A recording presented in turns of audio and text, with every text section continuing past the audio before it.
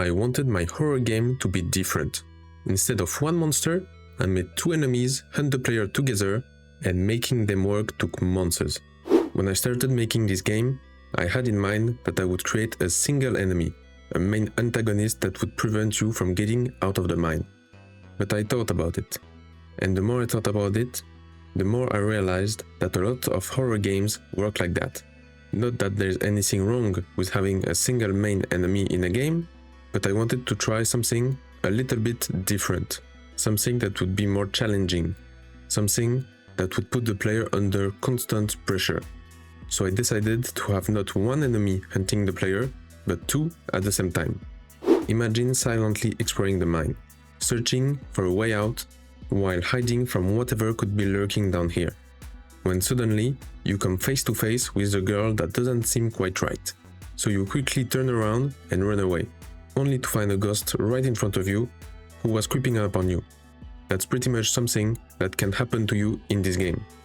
First, let's talk about the design of these enemies. Our first enemy is Angela, but Angela doesn't look like a normal girl.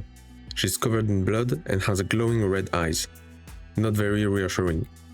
That's because she's possessed by the other enemy in the mine, the ghost. The ghost is a dark entity blending into the darkness of the mine. However, it has glowing purple eyes and a diabolical smile, so maybe the player will spot it before it's too close. But how do these entities hunt the player? First, I made the enemies patrol the mine, so they will eventually find you. But I didn't want them to feel predictable, so I divided the mine into different patrol areas. The enemies randomly move from one area to another, checking different rooms along the way, and that way, you never really know where they are, and nowhere is ever truly safe.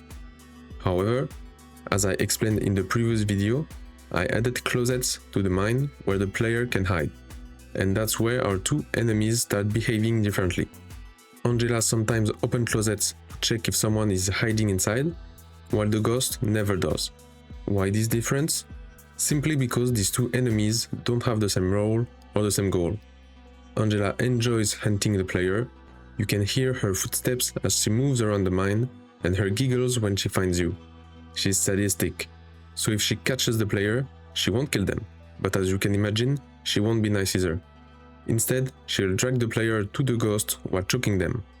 However, the player can try to break free and escape, but every successful escape makes the next one even harder. The ghost, unlike Angela, doesn't play with the player. He moves slowly and silently, but he hits very hard. If he catches you, the game is over. However, I wanted the enemies to put the player under constant pressure, so they don't rely only on their vision. They also listen. Therefore, stealth is essential while exploring the mine. The player can run, but if the enemies are nearby, they will hear it and come investigate where the noise came from. So the enemies have to be respected. Furthermore, if they see the player enter a closet, or even if they just hear a noise near one, they will check it, so there is no easy escape. In the last video, I introduced the flashlight, the only weapon the player has. To remind you, it can flash the enemies, and Angela can be stunned if she gets flashed multiple times. However, the ghost can never be stunned. With this mechanic, the player finally has a little hope of surviving the mine, as long as they don't run out of battery. Programming these enemies was much harder than I expected.